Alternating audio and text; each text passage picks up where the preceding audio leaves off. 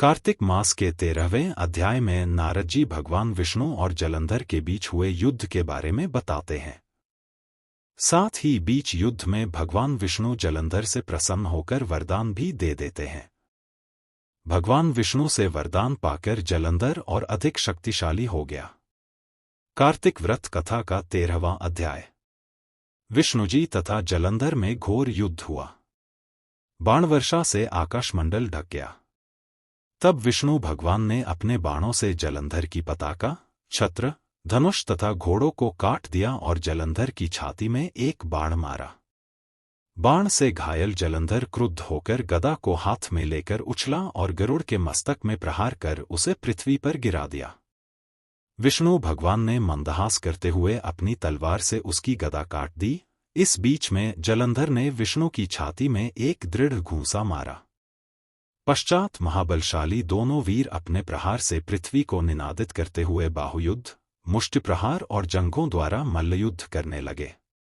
इस प्रकार दोनों ने सुंदर मल्लयुद्ध किया। तब विष्णु भगवान ने कहा, है दैत्यराज, तुम्हारे पराक्रम से मैं अतिशय प्रसन्न हूं। तुम अभीष्ट वर मांगो, जो देने के योग्य न भी होगा सो भी मैं तुम्हें दूंगा। जलंधर ने कहा, है भावुक, यदि आप मेरे ऊपर अत्यंत प्रसन्न हैं तो मुझे यह वरदान दीजिए कि आज मेरी बहन और अपने समस्त गणों के साथ आप मेरे घर में निवास कीजिए। नारद जी ने कहा, विष्णु भगवान, ऐसा ही होगा, कहकर समस्त देवताओं और लक्ष्मी के साथ जलंधर की पुरी में गए।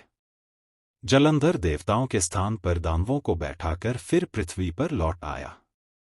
देवता, गंधर्व तथा सिद्धों के पास जो श्रेष्ठ रत्न थे उन सबको अपने वश में करके सागरपुत्र जलंधर आनंदपूर्वक निवास करने लगा। पाताल लोक में महापराक्रमशाली निशुंभ को बैठाकर शेषनाग आदि को भी पृथ्वीतल पर ले आया।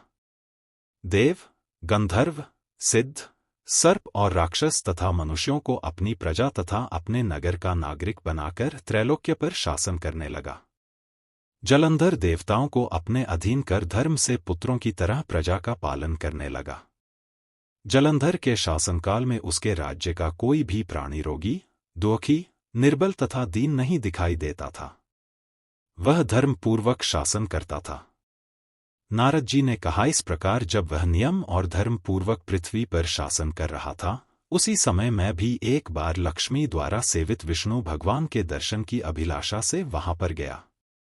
वीडियो पसंद आई तो हमारे चैनल अनबॉक्स संतान को सब्सक्राइब, लाइक और शेयर करें और कमेंट बॉक्स में जय श्री हरि अवश्य लिखें।